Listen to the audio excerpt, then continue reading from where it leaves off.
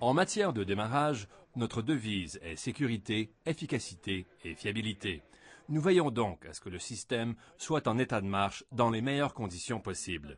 Ainsi, au moment d'amorcer le démarrage, il n'y aura pas de problème de fiabilité. La sécurité est toujours à la base de notre mandat et nous ne l'oublions jamais. Prendre des raccourcis au début ne permet pas d'économiser du temps au bout du compte.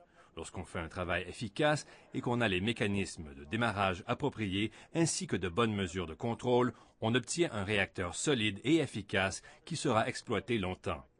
Le démarrage se divise en plusieurs activités, dont l'ajout d'environ 60 tonnes métriques d'eau lourde au système.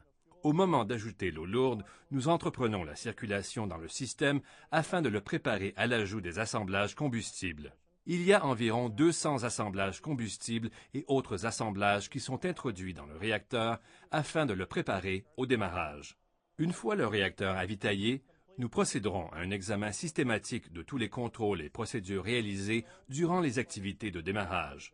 Un processus de vérification de l'état de préparation permettra d'attester que ces activités ont été effectuées.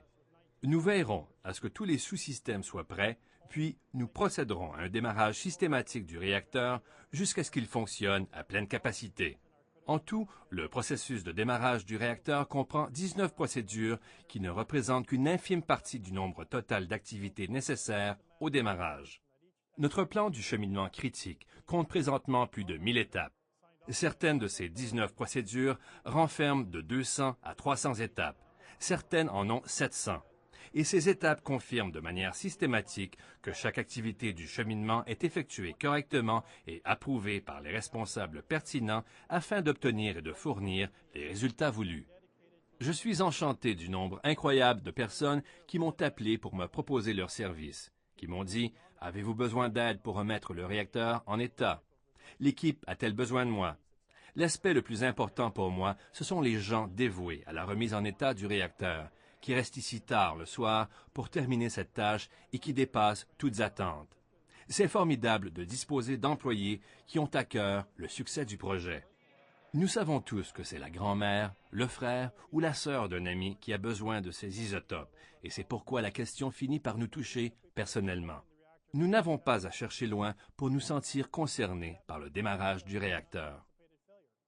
Je mentirais si je disais qu'il n'y a aucun facteur inconnu, car nous avons 1000 étapes à franchir. Si nous introduisons une composante dans le réacteur, que nous la mettons à l'essai et qu'elle casse, il s'agit d'une défaillance imprévue. Cependant, si on planifie correctement, on s'assure d'avoir des pièces de rechange et un plan d'urgence. Donc, rencontrerons-nous des phénomènes inhabituels? Peut-être. Au bout du compte, nous voulons bien travailler pour que le réacteur fonctionne à long terme. Je constate que le président appuie les travailleurs sur le terrain et tous ceux à qui on parle du projet. La direction de la centrale saisit l'importance du réacteur NRU. Elle nous appuie. Nous obtenons ce dont nous avons besoin. Et le plus important pour moi, c'est que nous obtenions un appui qui nous permettra de travailler de manière fiable et sécuritaire. Cette centrale est une merveille. Les gens qui l'ont exploitée à ses débuts et ceux qui l'ont conçue ont du mérite. Grâce à leur travail phénoménal, un réacteur âgé de 52 ans fait toujours partie des meilleurs au monde. Cette centrale est incroyable.